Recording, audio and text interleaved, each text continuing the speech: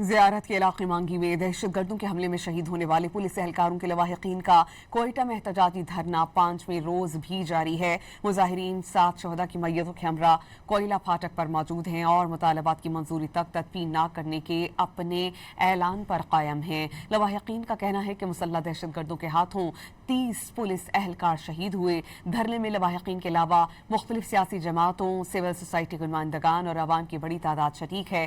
مظاہرین نے مطالبہ کیا ہے کہ زیارت اور گرد و نواح میں موجود دہشت گرد عناصر کے خاتمے کے لیے مؤثر اور فیصلہ کن آپریشن کیا جائے، جبکہ واقعے کی تحقیقات کے لیے جوڈیشل کمیشن قائم کیا جائے۔